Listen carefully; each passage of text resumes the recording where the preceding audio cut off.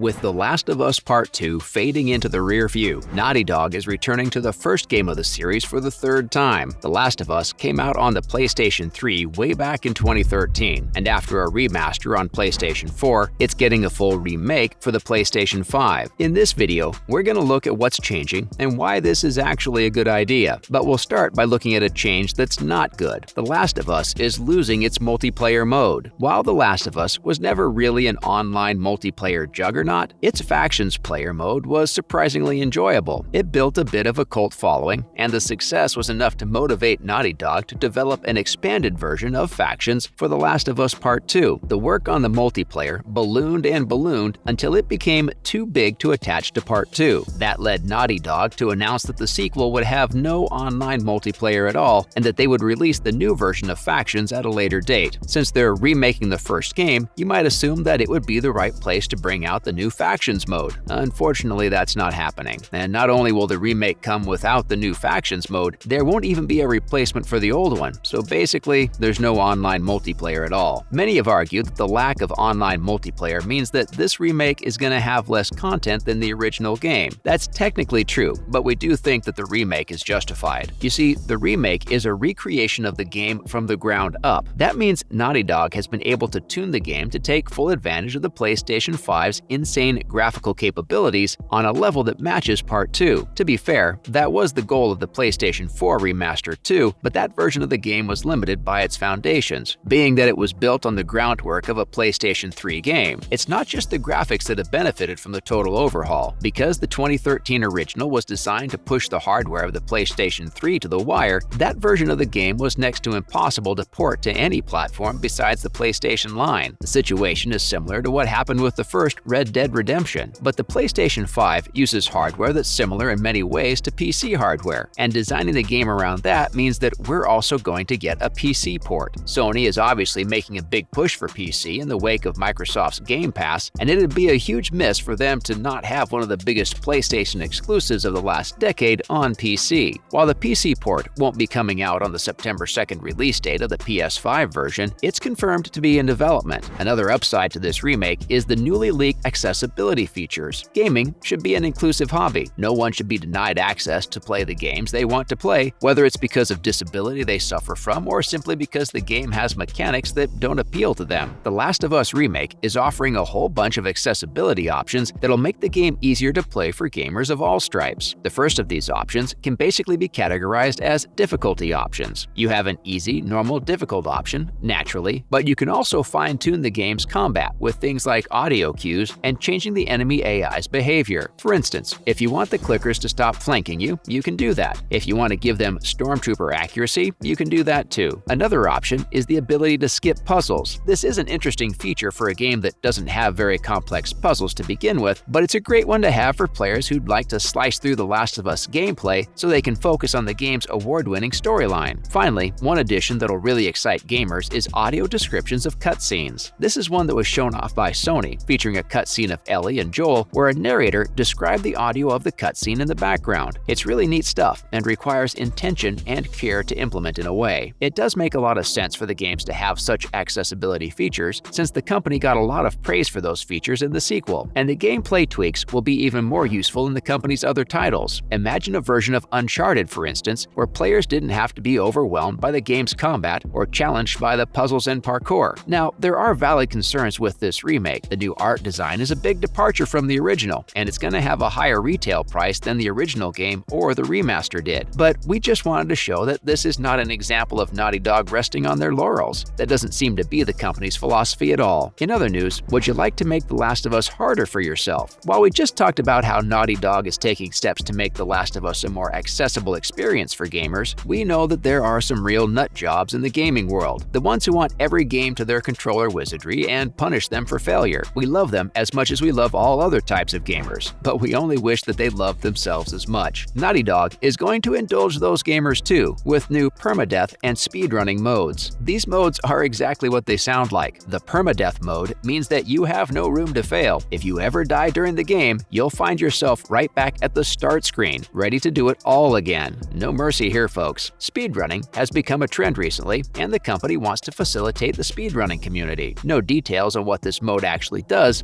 but we can assume that it'll prevent gamers from saving or quitting the game, and perhaps it'll skip the cutscenes too. That'll help gamers blaze through the actual gameplay portions as fast as they possibly can. Fun fact, the speedrun record for the original The Last of Us is held by Anthony Caliber, who clocked in at just under 2 hours and 49 minutes. Since the game takes around 25 hours to beat normally, that's quite the accomplishment. In case you thought this would ever happen, The Last of Us and Fortnite are definitely never crossing over. Recently, some high-profile Fortnite leakers were spreading rumors that Ellie and Joel would soon join their battle royale. They wouldn't be the first characters to make the jump into Fortnite, not by a long shot. But alas, the dream is over for this particular crossover. The rumors were apparently so widespread that none other than Neil Druckmann had to hop on Twitter to say that, as much as he loves Fortnite, there are no plans for any such crossover. He declared this to be a false rumor. Now, there are still rumors that the standalone multiplayer version of Factions will feature a battle royale mode. Those haven't been squashed by Neil Druckmann or anyone else. Maybe that's why they don't have Joel and Ellie in Fortnite. To quote the meme, "No need to get Fortnite, we've got Fortnite at home." Finally, there are signs that the remake of The Last of Us may have bucked the crunch time trend. Earlier this month, the principal environment artist for The Last of Us Remake gave an interview talking about his experience of working on the game. The fact that he's doing such interviews suggests that work on the game has been completed